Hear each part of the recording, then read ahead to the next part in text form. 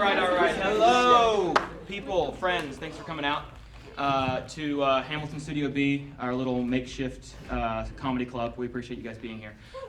Just some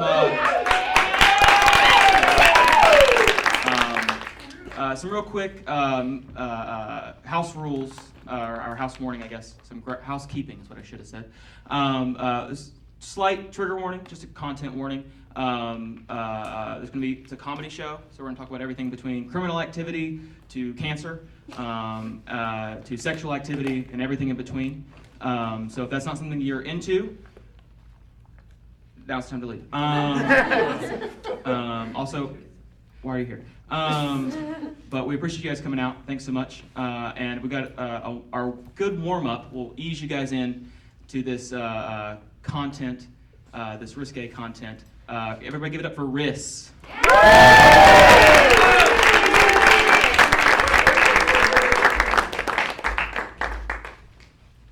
Howdy, y'all. I'm Riss. I don't know how this works. I consider myself to be a very PG person. I don't curse. I mean, I'll use like Star Wars curses, like Criff or Snickerdoodle, or if it's like really serious, and I mean really serious, tiddlywinks. But there's a lot of reasons why I don't curse. I mean, I just don't really see a reason to add it to my vernacular. I don't want to mess up in front of my parents or my grandparents. And honestly, it's really cathartic. I mean, who needs therapy when you can just yell Snickerdoodle, you know? I'm also really not big on the drugs and alcohol. Like saying the words makes my like heart beat fast. Like I get that marijuana isn't that bad. Like I get it. But my childhood best friend told me that she took some, had some, did some, whatever it's called. She ingested it in some way. And I wanted to cry. She's becoming a delinquent. And like, she went overseas, and I don't know if they have like crack houses over there, but like, what if she applies for like residency? And I have this really cool older sister, like really cool. She just graduated from a zoo, and they offered her a full ride if she came back and got her PhD there. Very intelligent, very over the age of 21, and she'll mention that she's had like a glass of wine. But it starts with a glass of wine. And then it's alcohol and whiskey and playing like old sad jail music after asking a prison guard for a cigarette. So I'm not really into like drugs or alcohol. And then there's like sex and kissing. Guys, it's gross. It's icky. And like, sex is like bread to me. Everyone loves it. Everyone, I mean, sounds so cool.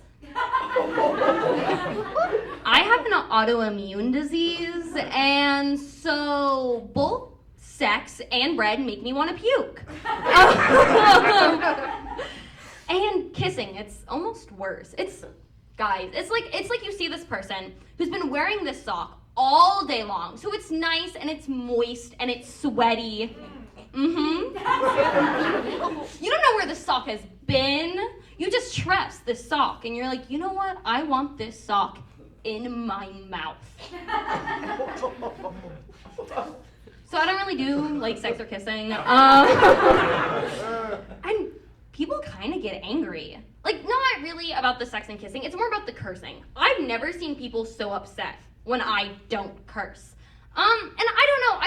I just think there's something really ungroovy about someone getting all up in my snickerdoodling face, screaming at me, just say, God fucking damn it. Thank you.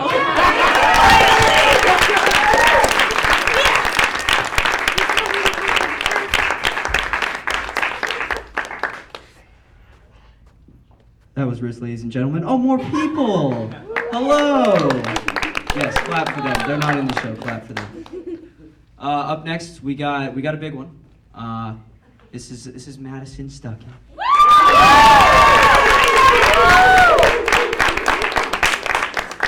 Even the last name. Wow. Okay. So I want to talk a little bit about my middle school experience.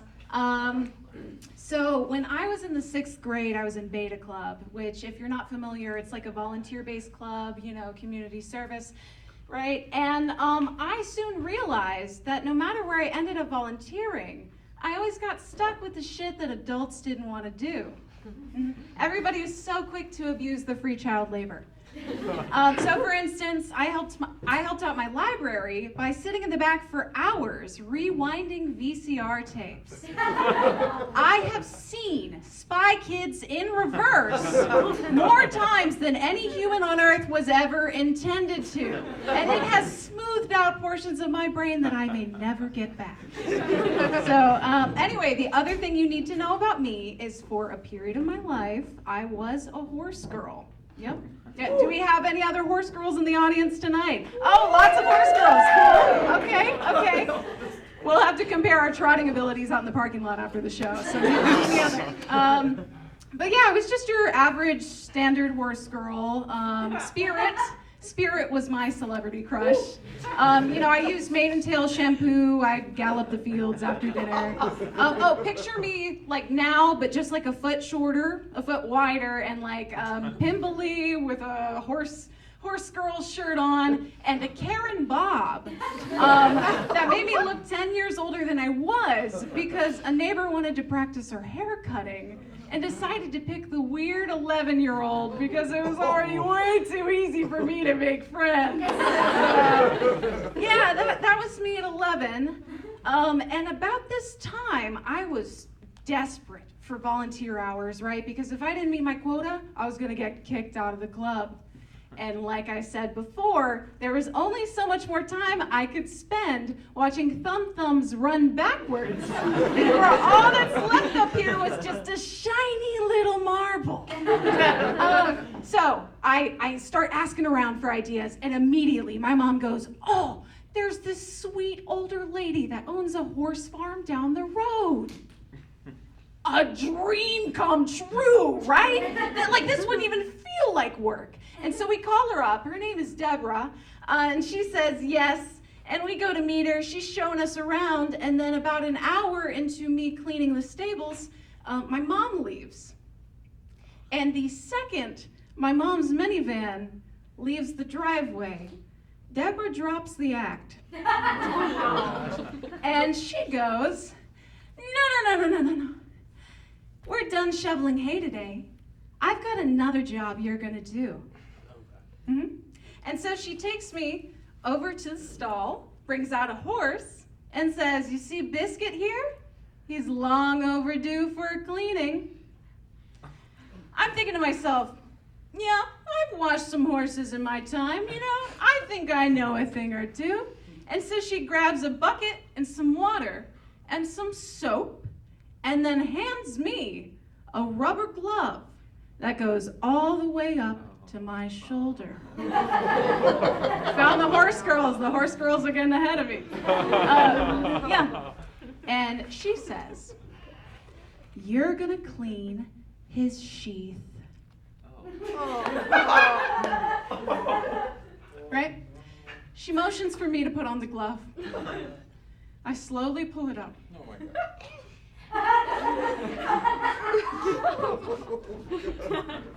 And then she goes, "Make sure you get your glove good and soapy. And then you're gonna want to get all the way up in there and just really twist your arm and get it good clean." And at this point, I'm like, my mom is too far away to come rescue me. And I'm looking at Biscuit, and Biscuit's finally caught the vibe of the situation. And he is on edge. And so I do the only thing I can think of, and I beg for mercy. And Deborah goes, "I thought you liked horses."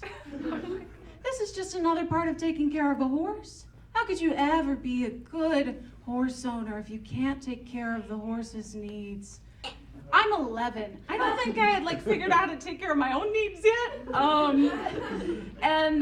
So then finally, she threatens not to sign my volunteer sheet, proving I had done the work and that I had been there that whole time if I didn't stick my 11-year-old arm up this horse's penis.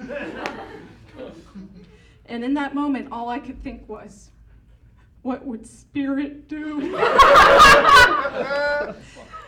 And I decided ultimately, Spirit would take care of the horses he loves. So I did what I had to do. And I didn't talk about this for years, okay? I recently told my roommate, and immediately she starts to Google, right? And you wanna know what she found? According to the American Association of Equine Practitioners, cleaning the horse's penis and the sheath is not necessary. It is not necessary. This woman stood there smiling as she scarred me for the rest of my life. I went to the farm that day, starry-eyed, innocent, thrilled even to spend a day with my favorite animal. And I left the farm that day, no longer a horse girl, but a horse woman.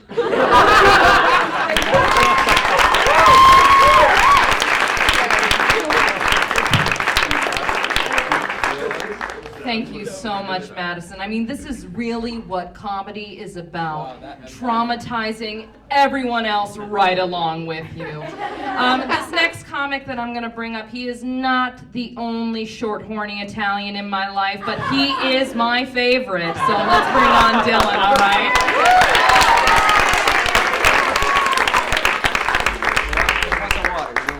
Want a warm water? I'll take one. Warm water. There you go. How's it going? Good. All right, I wanna ask you guys a question real quick. Yeah. Thanks for the response. You guys ever had one of those significant others that really just made you feel like you had a lump in your balls? Or Yes. lump in your breasts? Sorry, ladies.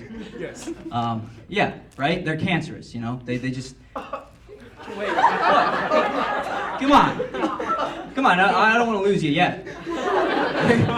They're bad, man. They suck. They suck the life right out of you. Not in a fun way either. And I've had a few lumps in my balls. First one I had wasn't so benign. It was a person. It was a human woman thing. We were dating, and it was one of those relationships where I couldn't escape her. You know, she tried to control everything about my life. She tried to run my whole show. You know, she really wanted to have a hand in everything I did, and I got to a point where I couldn't help but try to find a way out every turn, you know? I was just kept thinking, like, you know, if she fucking gives me a 12-ounce coffee instead of a 16, that's it. That's fucking unacceptable. We're done. Or if she gives me a glass of lemonade and there's pulp in it, I'm breaking up with her. I'll leave her. You know, just searching for something. And I couldn't do it. I couldn't find anything. And eventually, it took me about a year, but I broke up with her. You know, I decided to dig that fat tumor out of my testicles. I broke up with her. It felt great. Honestly, it felt like the best decision I had made in my life at that point. And after that breakup, I got a new girlfriend. She was beautiful. I was happy. I felt lucky to have her. You know, I felt like the luckiest man in the world. And my ex, she got Hodgkin's lymphoma. Yeah, not as lucky. Took that tumor right out of my balls and put it in her lymph nodes. You know what I'm saying? I know. Hold on. I know. I get it. Guys, it's a tough subject. Okay, it's cancer, right? It's a hard thing to talk about. My family's had all types of different cancers riddling our family. I've seen people deal with it. It sucks. But when you have something cancerous eating away at you for so long, just weighing you down, it just feels nice to give back, you know? I gotta be honest, I was a little too excited after that breakup. I was just like, damn! Perfect timing, honestly. Like I got out of there at the right time. Don't have to pretend to care or whatever. I'm sorry, but you know, she beat it. She's alive. She's fine. And I had a new girlfriend, man. What did I care? I was just trying to experience life with this new woman. This new girl, man, she was different. She was different from the last one, you know? She didn't like to control my show and run my life as much as she liked other dudes' cocks in her throat. So, I mean, hey, she knew what she wanted and she went after it, you know? Gotta give her props. It was an awkward prom that year, but, you know, naturally we broke up. She left me, and she left me. But after that breakup, I got a new girlfriend months later. I'm still dating her to this day. She's great. I have nothing bad to say about her yet, and so I got a new girlfriend, and about a month into dating this new girl, my current girlfriend, I get a call from my buddy Michael. He's in the back. Shout out, Michael. I get a call from Michael, and the first thing, as soon as I pick up the phone, he goes, "Is your dick fucking cancerous or something?" No, I don't think, it might be. Why? What's happening? What's going on? And he just goes, "Well, I just heard that doctors found tumors in your ex's tatas." You don't say, Mike. But I was concerned this time around. And I was just like, "Is she all right? Like, you know, did it get her?" And Michael goes, No, she's fine. They can take him out. It's fine. But you do realize you're 2 for 2 right now, right? I put the phone down. God damn, he's right. I'm 2 for 2, man. It started becoming a thing. People are in my life, they knew me as the radioactive one. That's not good, man. That's bad for morale. But at some point, it kind of felt like a superpower, you know? Like, I felt like no matter what happened, anytime afterwards that I try to pick up chicks or flirt with people, I just go to them like, "Oh, hey, what's up, baby? Oh, what's that? Not interested? Okay. Well, here's some skin cancer. There you go." "Hello. How you doing? Oh, what's that? I'm not your type? Okay. Here's thyroid cancer. Have fun eating." "Oh, hello. What's that? No short guys? Okay. We'll see how you like short guys when I give you ovarian cancer." Yeah, and then my cousin got cancer, and whole family was looking at me. I mean, we're in Georgia, I get it, but like, I don't fuck my cousins. But my time's almost up, but before I want to go, I want to say something to the guys in here. So fellas, listen up. Let me educate you, all right? Yeah. If you guys want to keep your girl in your life forever and always, keep her by your side, here's what you got to do. Listen up, all right? Get off your ass, hop on a flight, go over to Pripyat, Ukraine, dip your huevos rancheros into that beautiful green water they got up there, come on back, and give your girl some of that Chernobyl dick, baby. What? They love it, man. They love it. I know my girlfriend does, but she's been looking a little pale recently. That's my time. Thank you very much.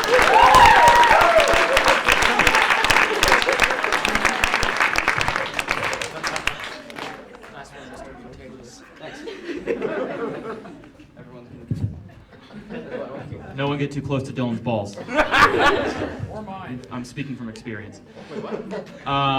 Next up, we got Faith. Everybody give it up for Faith.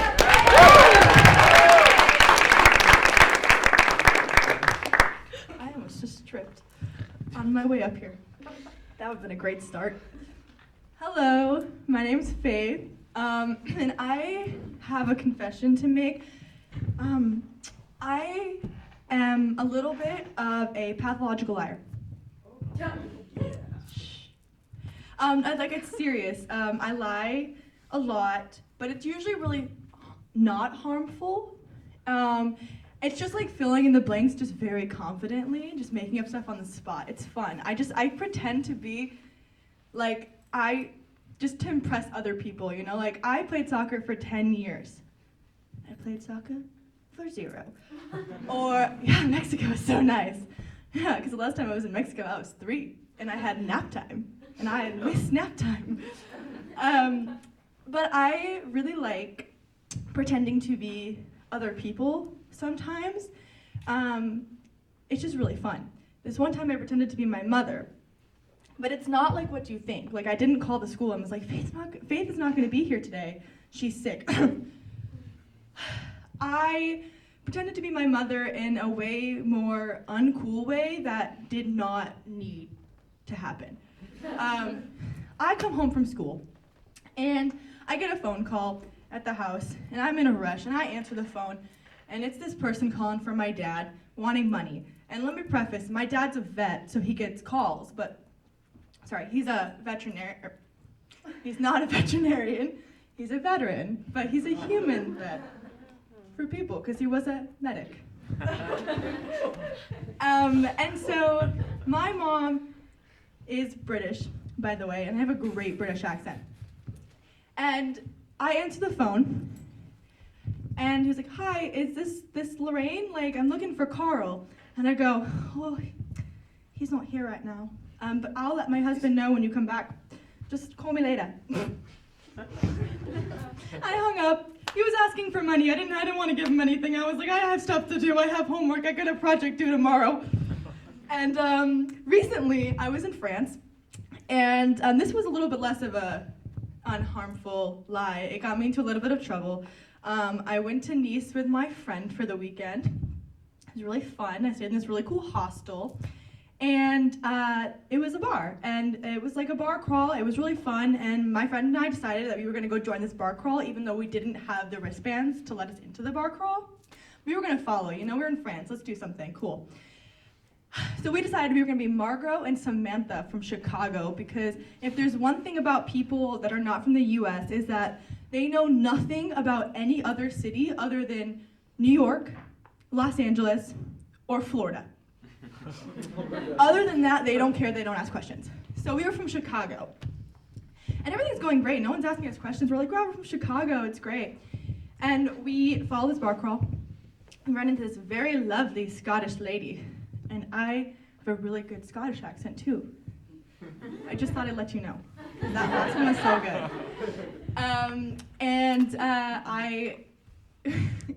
She's so lovely. She was also there for the ride. She didn't have a wristband. She was like, "Oh yeah, like, I'm just here for whatever, like I'm on vacation, like where are you guys from?" And I go, "Chicago." And she goes, "Oh my God, no way, me too." What? You're Scottish? When are you from Chicago? She was like, yeah, I've lived there for a long time. Like, where are you? Like, what part are you from? And I go, "Oh, we just go to school. I'm from New York." Lie. That's a lie. What school? Northeastern? Lie, because it's Northwestern. She was like, "You mean Northwestern?" I go, yeah, I'm drunk. Lie. And she was like, at that point, not into it. She knew we were lying, and I felt really bad. And she just walked into the bar, had a great time, said goodbye, never see you again, you guys suck, stupid Americans. And then we went up and the bouncer was like, "You can't come in, you don't have a wristband." I go, "Well, she didn't have a wristband." He goes, "Yeah, well, you are American." I said, "We're Canadian." That was another lie. I've been lying this whole time. Okay. I'm done.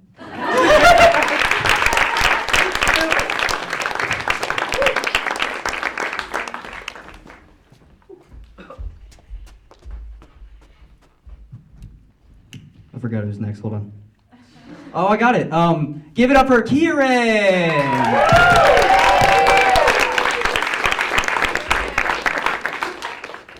Hello, guys. I'm hungover. I'm Kieran. Nice to see everybody. So I was raised Christian, but I consider myself kind of casually religious, which I explain it like, you know how like in church people talk about like, oh, you have a relationship with God, right? Like built on like trust or like compassion or whatever. My relationship with God is more like we matched on Tinder and then we had a really good conversation and then hooked up and then I ghosted him, which I feel bad about, I do. But honestly what's probably worse is every once in a while I'll, reach out like I'm feeling lost or sad or whatever, I'll kneel down next to my bed. Dear God, you up? So yeah, even though I was raised in that environment, I still am bothered by like the Jesus dudes. You know, like the guys who will like walk up to you on the street, like, do you believe in Jesus? I don't know. It's not like the message necessarily. It's just like the marketing strategies that they've come up with don't really work for me. I don't know. Like some of them, like they'll come up to you like they've got this secret, right? Like it's this new information that you need to know, right? Excuse me, ma'am. Have you heard of our Lord and Savior? Jesus Christ. No, actually, I've lived under a rock for 22 years. Please tell me more about this Jesus guy. And then sometimes they like come up to you in just like the worst places, right? Like there was this one time I was driving home, I was starving, so I stopped at Costco. And this guy comes up to me and he's like, you know, Jesus offers salvation. Does he offer free samples? Because that's really the only reason I'm here right now. Like, please let me go. There was one dude, though, that absolutely nailed it, pun intended. Okay, so a little bit of context. I'm from Minnesota. And if you don't know anything about Minnesota, the people are very nice. We were almost Canada, and it's cold as like fucking balls up there, okay? And there was one winter where it was it felt like it was negative 20 degrees one day, because it was negative 20 degrees outside. And I was walking down the street, and I'm wearing snow pants, I'm wearing like 2 jackets, I'm wearing mittens, I'm wearing a hat, I'm wearing that like the ski mask that makes you look like a ninja, you know what I mean? And I am walking, and there's this guy standing on the corner of the street, and he's wearing jeans and a button-up shirt. It is negative 20 degrees out. That is a real temperature that the air can be, right? And this guy is standing here like it's fall. He should be dead. He should be a popsicle. And he walks up to me, right? And he's like, do you believe in Jesus? Shit, man, I do now. Like, it's a miracle you're still here, you know? I don't know. Thank you guys, that's my time.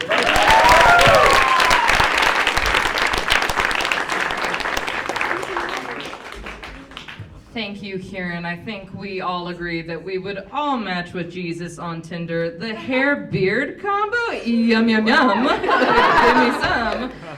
Next up is a person that I can only hope would ever match with me on Tinder, please. Ashley, bring it on up here. Thank you.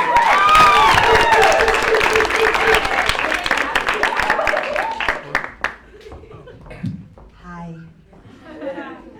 Like Al said, my name is Ashley. I'm a Gemini. I'm 19, and I suffer from chronic no bitches syndrome. Chronic. This guy knows what I'm talking about. I see you, brother. We're finding a cure together. I know. And you may be thinking, Ashley, but you seem so cool and hot. And I go, I know. How can I get no bitches? But the classic syndromes and, things to look out for no bitches syndrome, if you may think that you have it. The classic old devil's tango, you've never done it. Kissed people, never done it. Held hands with anyone romantically, etc., etc. But I wasn't always like this. I've been asked out once. Let me paint the picture for you. I'm a freshman in high school, 14 years old, in the show Phantom of the Opera. And I'm talking to my friend during a dress rehearsal, and I feel a tap on my shoulder. And I turn around, and it is one of my castmates. And real talk, I was severely bullied at the time. So not only did I not get bitches, I also didn't have friends. this man who's standing here, his name was Braden. And how do I describe him? He was 17, tall, longish hair, Mormon.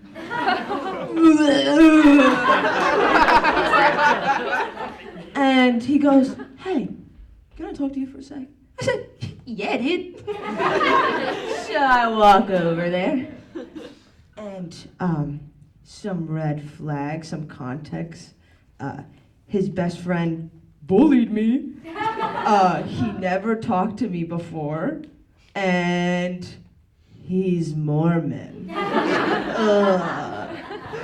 So he goes, "Hey, Ashley, I just wanted to ask you, after the show this weekend, could I drive you to IHOP?" And what does like a really cool, witty 14-year-old say to that? I would have to ask my mom. And because I was shitting myself, being in a closed, moving vehicle with a strange Mormon man I don't know sounds like a great time. So what did I do after I said that? Ran away, but not fast enough because he caught me. The mom line didn't work. Fuck. And he said, "Well, you know, after you talk to your mom, could I get your number and you tell me what she says?" So I said, "I don't give my phone number out." And then he proceeded to cry in his car. Wow. A win, I guess. And I've never been asked out since. So great going. I was a stage 1 at that time. Now I'm a stage 4. We have a GoFundMe to find a cure for no bitches syndrome. Me and this guy will be back there raising those dollars. Thank you.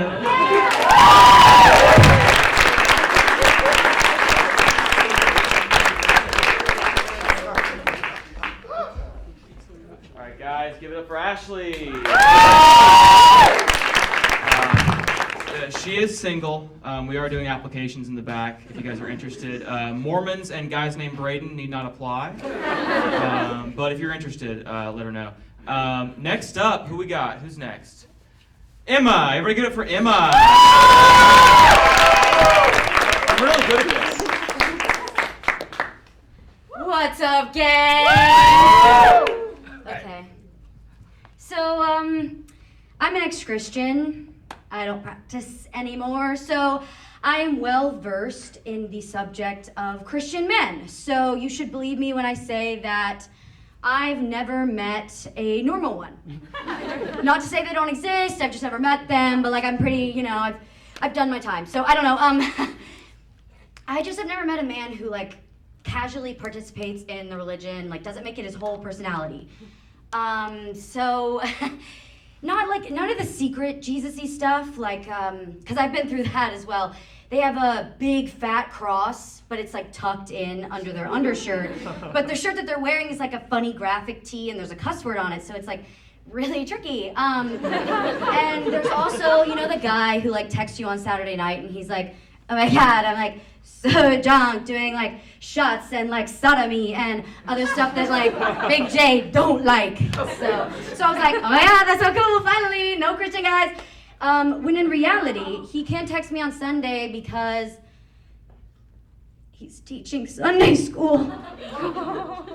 And I know that some of you ladies, that would really bust up your lady loins, but for me, it's like, whoa, like a potential partner just taking care of children, teaching children, indoctrinating children. It's, I'm not a big fan of those either, children. So, big turn up for mama. So, Christian men are like Chick-fil-A.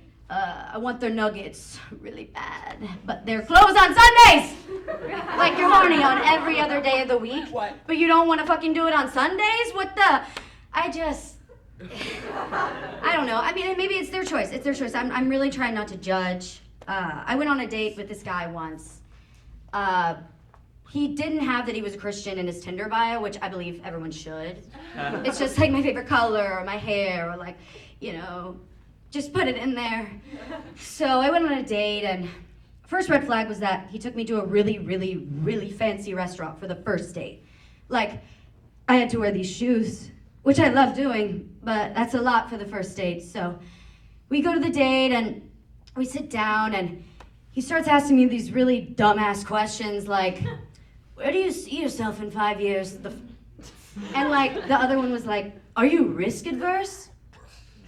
Did you get these questions from your youth pastor? And so anyway, we order a drink. He orders a drink, so I'm like relaxing. Okay, like maybe he's not anti-drink, anti-drug, because I'm all of those things. And the bread comes, and I'm relaxed. I'm asking questions. I'm twirling my hair. And he reaches over to do the really romantic thing where you lean over and you try to grab the person's hand across the table and you look into their eyes. So he's doing that, and while he's doing that, he's leaning over. So his V-neck, second red flag, flies open, and I see he has a tattoo. Wow! Mama love a tattoo! That could mean like ex-motorcycle gang, which could mean worldly, which could mean, I'm just intrigued, right? This guy isn't boring. So not only is he not trying to do the romantic hand-holding thing, he is praying for the bread.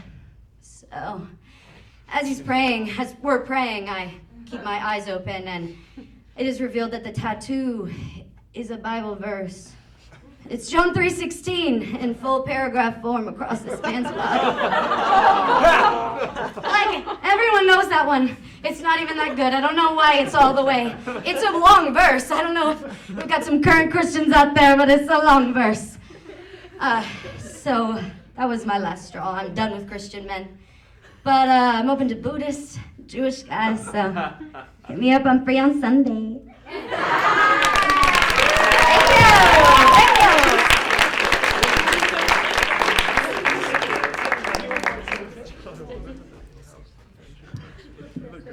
There's a pretty common theme of red flags tonight, so might as well not let it die. Katherine, get on up here.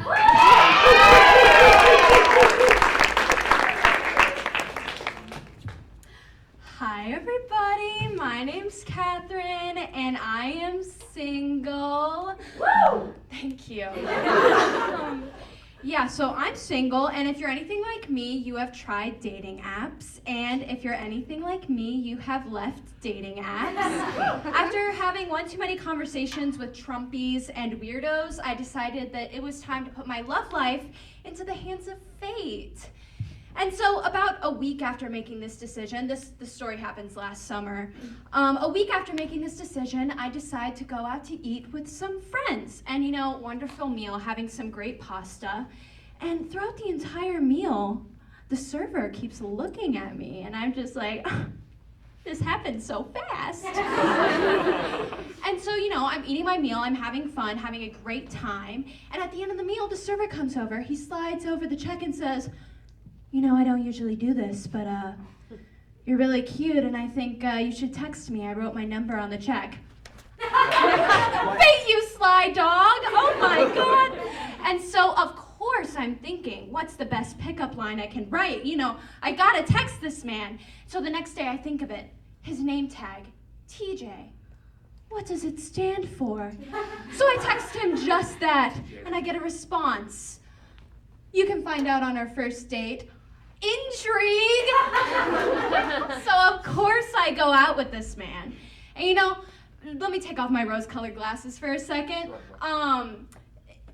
There are a few red flags, but let me put those right back on. Fate shows up 40 minutes late to our first date, but it's okay because he brought presents. I love a present.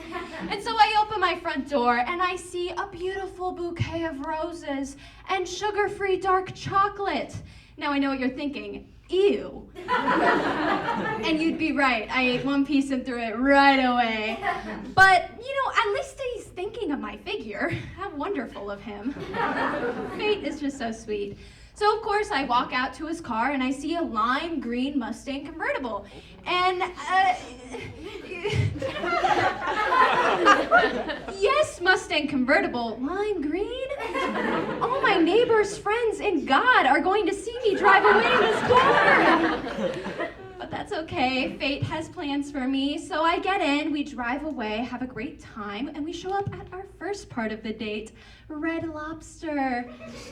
Now, if you know anything about me, you know I hate eating crab and lobster. I don't think there needs to be that many tools for a meal. But when I express this concern, TJ says to me, "No, it's okay, just do it." Fate is so assertive. So we go to Red Lobster, we eat, we gab, we have fun, and then we go out to his car for the second part of our date. He drives 10 feet, parks the car, gets out, and says, "My best friend is in that car over there, I gotta go say hi." Okay. So I'm sitting there, damsel in distress, thinking, this could be worse. Gives me time to text my best friend, what the hell is going on? But you know what, it's okay. Fate is just proving to me that he has friends. He's social. It could be worse. So he comes back to the car and we drive off to the second part of our date, dinner and an activity. The activity he had planned for the night is bowling. How fun, a little strikeout. Except, the bowling alley is closed. You might be wondering why. Well, I'll tell you. The bowling alley was struck by lightning. Let that sink in. The bowling alley was struck by lightning. I can't make that shit up. So, of course, I'm thinking, fate, that's not right. But it's okay, we came up with another activity. 40 minutes away, there's go-karting. And 40 minutes is a long time to drive with a guy I just met. But that's okay, it gives us time to talk. What do we talk about? Our passions. He's really into roller derby and League of Legends. Oh my God. And so, of course, I'm asking questions like, what do you mean League of Legends? What is that? And he tells me all about how he does Twitch streaming and makes music videos. He's musically inclined, guys! So, of course, he pulls out his phone at a stoplight, no texting and driving. And he shows me these music videos, and glasses off for a second. You know when somebody is showing you a video and you're like, this is the most unfunny thing I've ever seen in my goddamn life, please let it end? And you're checking the time and making sure they're not noticing? Well, he did notice. Are you bored? Oh my God, no, I'm actually having the most fun right now. I just wanted to make sure that the video wasn't going to end. Well, that's great. There's plenty more where that came from. The 20 minutes left of the drive was spent watching these music videos. They are on YouTube. Come to me after if you want to watch. Anyway, we get there, we kart, I crush him, and he drives me home. But I'm thinking, wait a minute, I never found out. What does TJ stand for? So as we get home, opens the car door for me, we get out, hug, kiss on the cheek. I say to him, what the hell does TJ stand for? And so, I kid you not, the very last thing fate ever says to me, Tiny John. Thank you.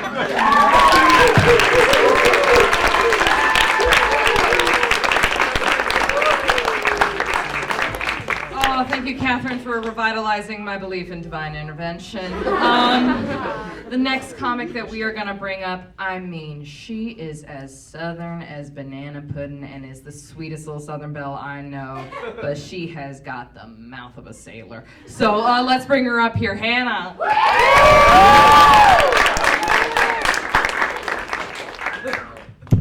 Hi, guys.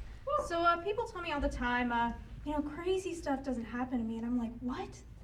I'm shocked. But then I remember I grew up in Milledgeville, Georgia, where the town's motto is keep Milledgeville crazy. And people take that very seriously. I genuinely believe that the fine citizens of Milledgeville have made that their mission. Well, Joni, it's getting a little too quiet around here. looks like we gotta go cook some meth. Our local newspaper is called the Union Recorder. Some of us refer to it as the Union Disorder. And my family used to subscribe to it, and I would look forward to receiving it every day. Because on Sundays, I could catch up on Garfield, and on Mondays, I could see which one of my classmates was arrested on a gun charge. Yeah, but after a while of reading the newspaper, I noticed it almost seemed like people were trying to out-crazy each other. Damn it, Daryl. Counselor at the youth detention center just slept with one of the inmates. Guess we gotta go drive all the way through the newly renovated Wendy's. Which did happen. Somebody did drive through the newly renovated Wendy's. Unfortunately, he didn't make it. He made it all the way through. They just found him on the tracks a few hours later, on fire. Yeah, but occasionally I like to do a deep dive on the internet just to check up on Milledgeville and see what's been going on. I was recently reading the Baldwin 2K News website, and a lot has gone down just within the past year. I want to share some of my favorite headlines with you. The first one is Downtown Jay Slips Up. I want to say, first of all, though, that Downtown Jay is a little misleading because he's actually more well known as 82 Cent Jay because he stands around downtown and asks for 82 cents exactly. Fucking genius, man. No, but anyway, they caught him squatting in someone's house and stealing their valuables, which is $200 worth of DVDs and CDs. If you're wondering why the homeowners weren't there, it's because they were in jail. Another one I like is man reportedly saves up used toilet paper for neighbor's driveway. I feel like this one's pretty self-explanatory. Just kind of as a visual, imagine Santa, but off his meds and carrying around a sack of used toilet paper.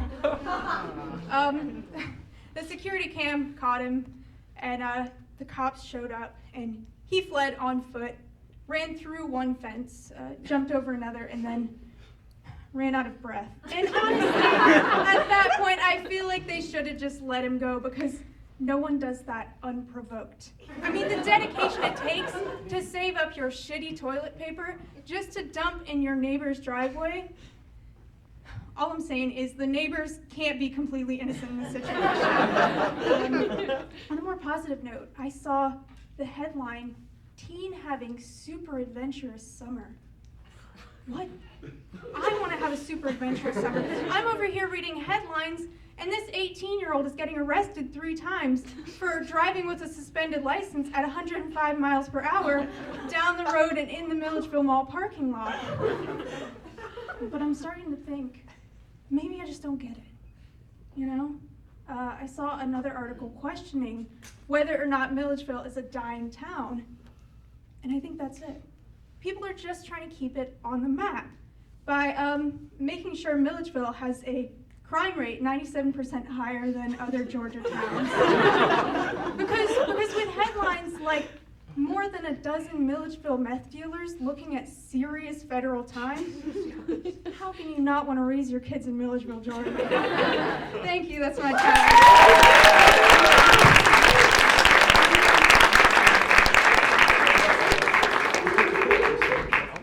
All right, our next act. Honestly, he's a little bit selfish because I can tell he just filled the room with all of his friends just so that they laugh at him. But it's Henry. Yeah!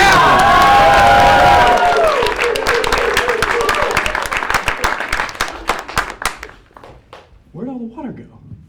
Here. Oh. Want one? Oh my God. Yes, I would love one. Thank you, buddy. Of course, snag. it's my pleasure. How we doing today?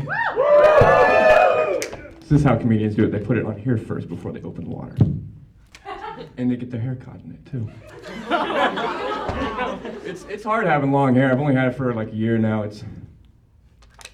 didn't brush it for a while. Didn't know you had to do that. So who's a senior in here? Let's get some hands. Senior? Yeah, who's graduating? He is. Congratulations. That's awesome. I'm graduating too. I'm psyched. I'm so excited for that moment where you toss up. We do that, right? We're gonna toss it up. Don't leave me hanging. I don't want to be the only person tossing up like that. That's not like a High School Musical thing, right? I'm good? Okay, good. And I was thinking like, it might be a good opportunity to get back at someone, right? So you know that classmate that's going, or that like teacher's pet that just fucking annoys you.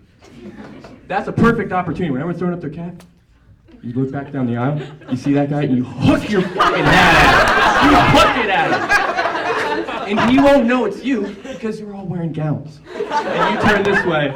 Oh, there's my hat. There's my hat. There, yeah, you got your hat? Cool. Yeah, your mom's gonna want that. Yeah, cool.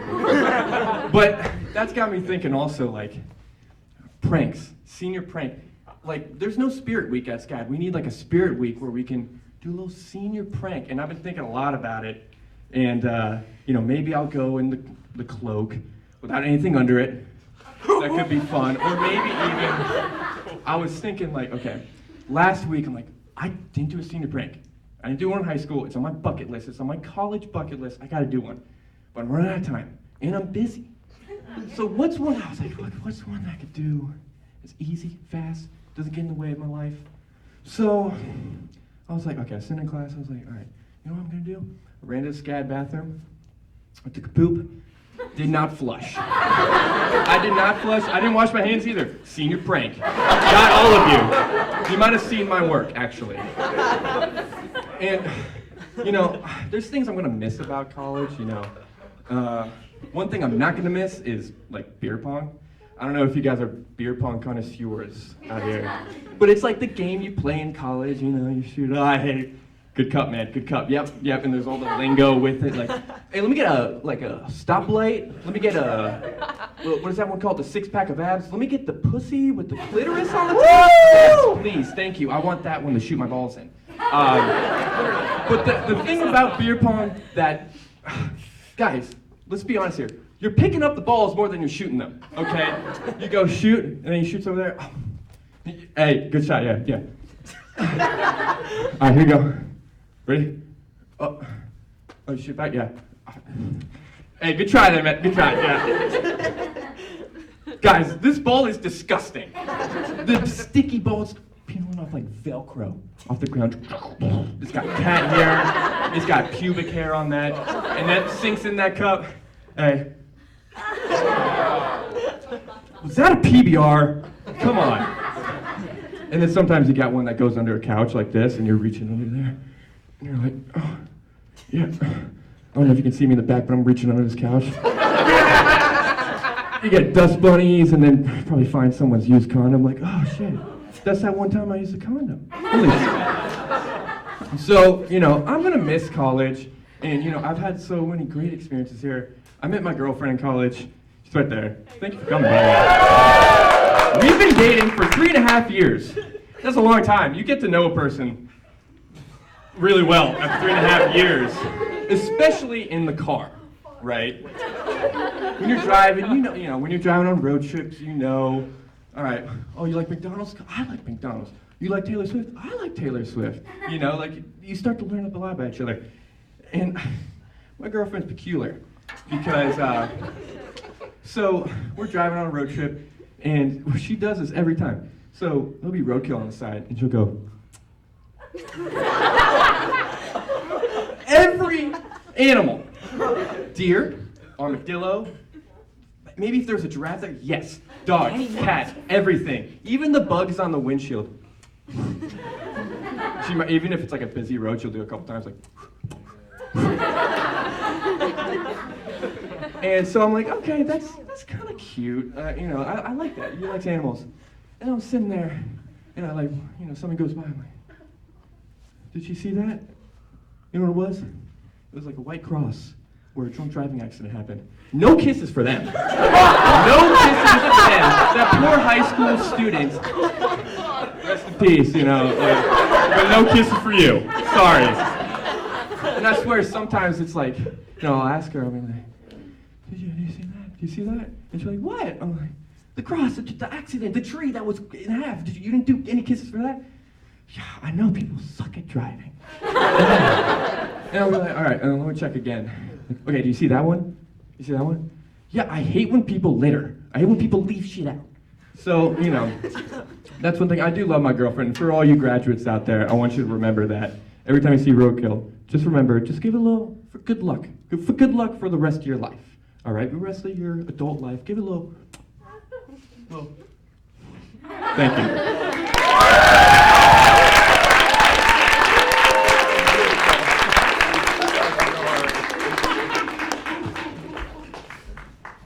Henry, you're not gonna miss college. College is gonna miss you, my friend. Thank you for that.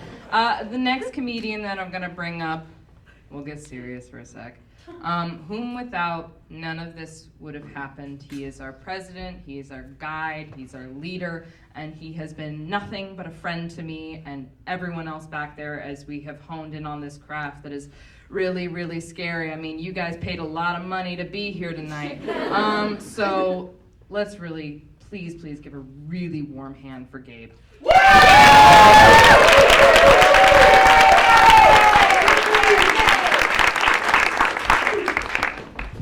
Chill out, I paid her to say that. How are you guys doing? Oh, good? You good? Feeling good? Well, while we're sharing, I shit myself a lot. Like, not a lot. Like, I'm not doing it right now. Yeah, I'm not doing it right now. But I have been told I do it more than like the average human being should, an adult human being. And I've shit myself everywhere. I mean, I've shit myself in the park, in a GameStop once. Shit myself standing up from the toilet at a truck stop bathroom. That one was fun. But I think the worst one was absolutely the first time I ever shit myself as a potty-trained human being. So picture it. Walk with me. Go on this journey with me. We're in a middle school band classroom. Picture me, not too different from myself now, just shorter, fatter, wearing cargo shorts, and playing the bass drum. Now, the room is set out kind of strange. So I'm over here playing the bass drum, and I'm kind of separate from the rest of my fellow percussionists. And I played percussion because I can't read music, and I played bass drum because I'm not good at percussion. And they were over there. Now, the rest of you all are the band, yeah? And there in the very back is Miss Branch, or the fun nickname we gave her, Miss Branch Up Her Ass. Yeah, there was a fun little act out with it, too. It was, 1, 2, 3. So she's up there. The exit to the room, the only exit to the room, is directly diagonally across the room from where I'm standing. This will be important later. Now we're playing the Hey song. If you've ever been to a professional sporting event or even a high school sporting event, you've probably heard the Hey song. It's the da-da-da-da-da-da-da-da, hey, da-da-da-da. Yeah, you guys kind of know it. Not big sports people. I should have known we're at art school. Well, it goes da-da-da-da-da-da-da, hey, da-da. Yeah, that's the one. This will be important later. And we're playing it, and in the middle of the song, there's a roll on the bass drum where I'm rolling it. And as I'm standing there looking out, Miss Branch, stoic as always, I get a little bit of rumbly in my tumbly, and I feel, I have to fart. Oh no! Now I need you to know, I need you all to know that this story gets worse. I'm standing here, shit-eating grin on my face, well, shit-taking smile on my face, and she's watching me, and it's easier if I just do it. So if you guys can be the band and do that little tune that I just taught you, yeah, let's do that whenever you're ready.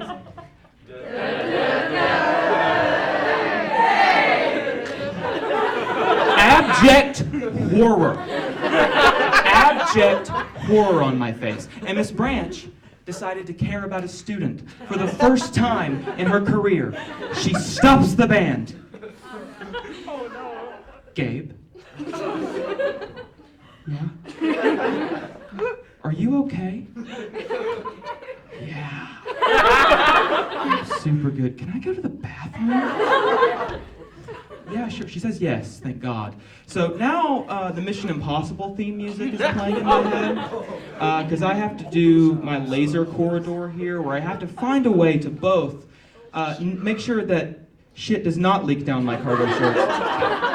But also, give myself a wide enough berth around my fellow percussionists and the rest of the band to exit out that door so they don't smell me.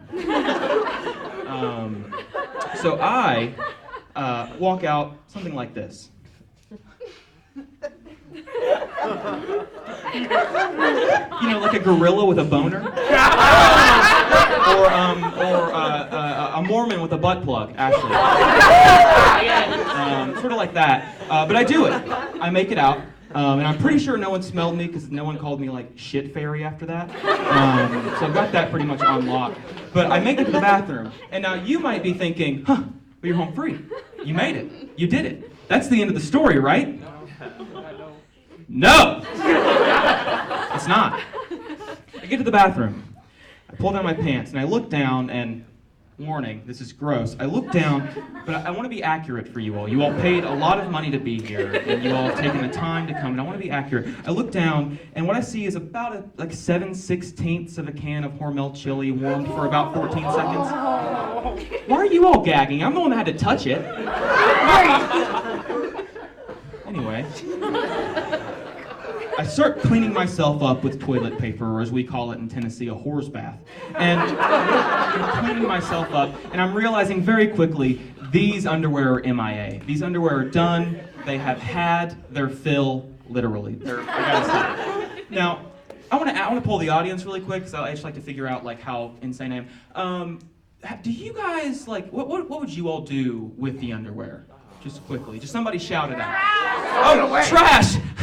Yeah, you'd think, wouldn't you? Wouldn't you think that? Yeah. Well, there's something you need to know about little old me is when I was in middle school, I watched a lot of Law and Order SVU with my mother.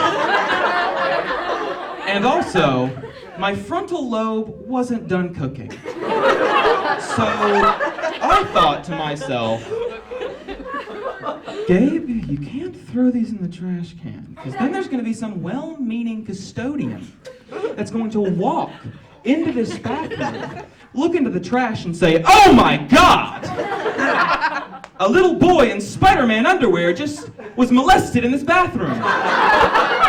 Oh my God, he was so scared he shit himself." So I can't do that. And then what they're going to do, they're going to check the cameras, and they're going to see I'm the one that went in there, and they're going to look at me and say, "Gabe, were you molested in the bathroom?" And then I have to answer, "No, I just shat myself in band class." And I don't know if you guys could tell by my general vibe, but I wasn't the most popular person in that school. So I have to do something. I can't like tuck them behind the toilet because there's nothing there. And I'm afraid that if I flush them down the toilet, it's gonna look like there's a very, very guilty pedophile somewhere. And he just really needed to dispose of the evidence. So what do I do? Any guesses? Oh no, that would have been smart. Pocket? Oh God, no. If I put them back on, I would not have survived the rest of the day. Like they would have like hung me in the quad. Like it would have been bad. It would have been awful. No, I took them and I gingerly hung them on the flusher. Now hold on, I have reasons. Now here's my thought process. Either one of two things is going to happen. One, the custodian's gonna walk into the bathroom and think, "Man, there's a shitty fucking 11-year-old in this building who hung his shitty underwear on this toilet. What an asshole."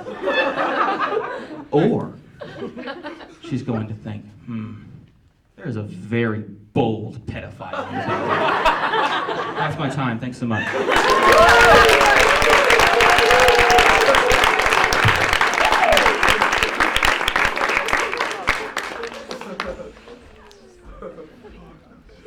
Can you tell why we put him towards the end? I don't know who the fuck wants to follow that. There's only one person who can, though. And her name is Michalski.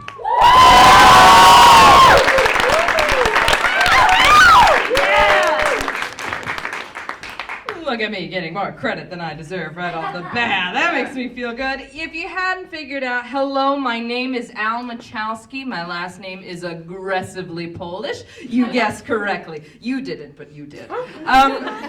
Quick little PSA for the room. I do love to dress like this, and recently I went out on an audition for a 40-year-old. And I was feeling a little bit down about it, and all these people very lovingly were telling me, oh, Al, it's just because you're a MILF. I don't want to look like I have ever fucked your father. Doug is 55 and cannot load a dishwasher properly. I don't want to be near that. I gotta bring it down a little bit, guys. I'm so sorry. I'm gonna talk about my boyfriend and my partner, and a few weeks ago, very, very sadly, he did lose his grandfather. And he went to the funeral, and a couple days later, you know, he's in his healing. Just a few days later, he calls me, and he's sounding real down, and I'm like, ugh, buddy, who died this time? And he goes, my aunt. Oh yeah! So, and I'm gonna preface this next thing by saying he texted me after the funeral of his aunt. He says, it's very strange that I have been a pallbearer 2 times in 1 week. And I texted him back, I said, oh my God, I'm so sorry, I know that is so difficult. But then he calls me later, and he says the same exact thing. He says, it's so strange that I have been a pallbearer for 2 funerals in the same week. And I go, yeah, you may be a pallbearer, but I'm your ball bearer all the time, because I gotcha. And he goes, did you just make me taking my family to their final resting place with the Lord a dick joke? And I go, yes I did, yes I did, yes I did. And I would do it again. This is how I grieve. No, but funerals are such interesting places. They make you think of so many fascinating stories, and he's telling me these stories. Some of them I've heard before, some of them were brand new. All of them lead to him and all of his loved ones being criminals. Let's start with the first one about this aunt. She was thought to be dead at a different time. She's definitely dead now. But she was thought to be at another time.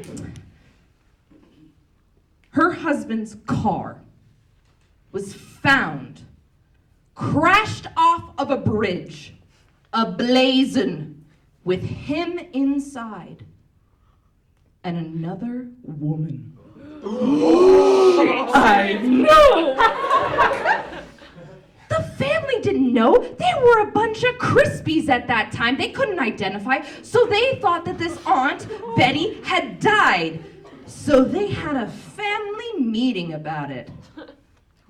I know what that's code for, okay? They had a family meeting about it. And he's like, yeah, and they found her husband all burnt up. I mean, they said he had an aneurysm and crashed the car. But there was a loaded gun in the car, but we don't think that's anything. And then I started putting 2 together, and I'm like, you know,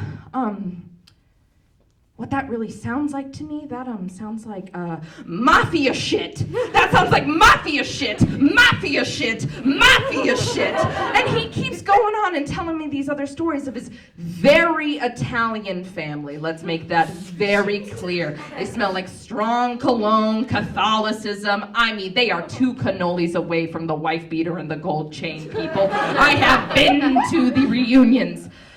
He starts telling me this story about his grandmother, who, before meeting his grandfather, walked into her garage and found him hanging.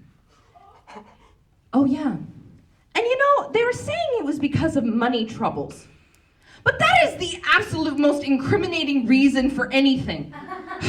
Why do you look so down, Tony? Because it's always a Tony. Why do you look so down, Tony? Ah, money troubles. Where's your wife, Tony? Ah, money troubles. Why do you have so much money, Tony? money troubles. You know, that's just what they say about everything. And so she comes out, sees her husband hanging in the garage. What is this woman's first instinct? To call her sister, because the first two rules of the mafia is keep it in the family and no cops. Because that is, say it with me now, mafia shit, mafia shit, mafia shit. She calls her aunt, and she calls her sister, and she says, sis, what do I do? And she goes, well, you're gonna take him down, you're gonna grab the lawnmower, take it out, lay him down behind it and say it was a heart attack. Because if he killed himself, you can't get the life insurance money. But if he died of natural causes, you can. And I'm thinking this through. These stories, I'm like, but that doesn't make sense. If he hung himself, his neck would be bruised, there would be within the autopsy, and my boyfriend just looks at me and goes, I don't know, she did it, she got the money. Because that is mafia shit, mafia shit, mafia shit. He goes home to these funerals, he leaves with one car, right? That's important to note. He leaves with a nice car, right? And I mean, I really need to explain how Italian this man is. He has the cousins, Franco, Marco, and there's 2 Giuseppes. So he leaves in one car, right? And I tell these jokes in front of my partner all the time. We've always kind of had this running joke that he was in the mafia, right? I tell him on stage, and he always goes, you need to stop telling people. You have to. So, but he leaves in this one car. He goes home. He comes back with this big, black, souped-up GMC. And I go, baby, who'd you have to kill to get that? And without missing a beat, he goes, Giuseppe. He sent me photos of the funeral 2 days later. Giuseppe was not there!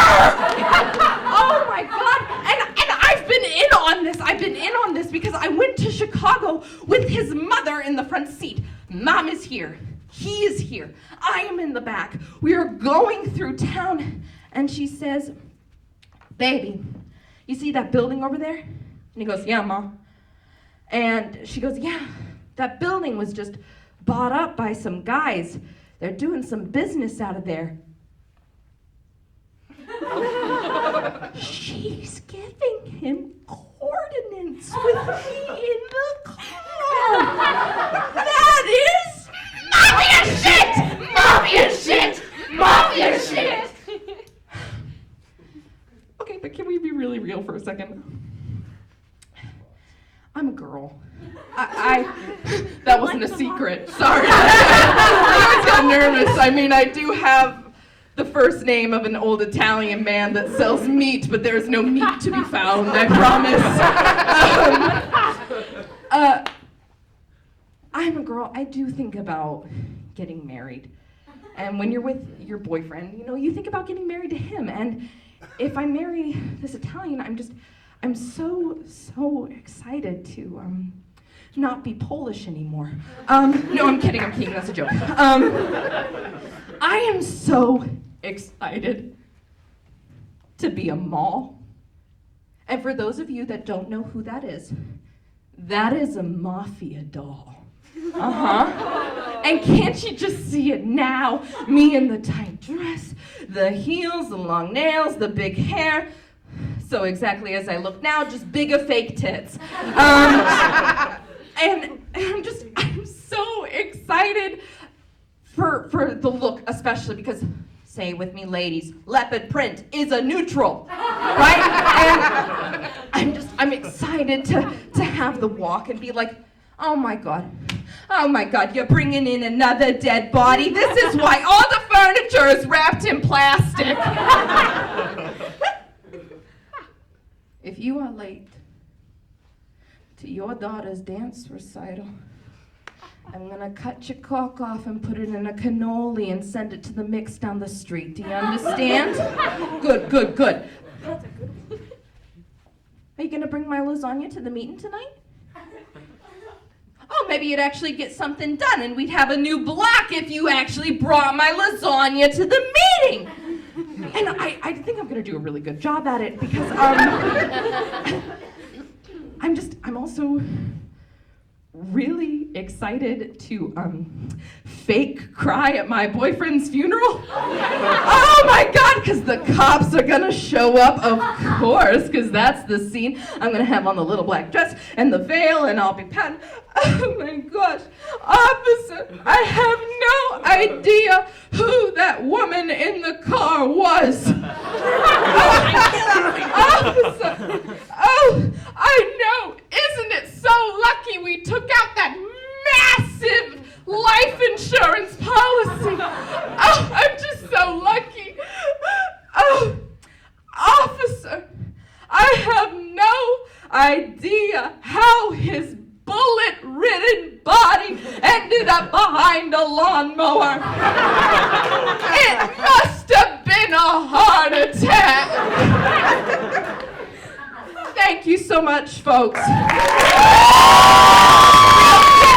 out to my Italian boyfriend who is in here tonight. Let's hope I don't go over any bridges going home. Thank you.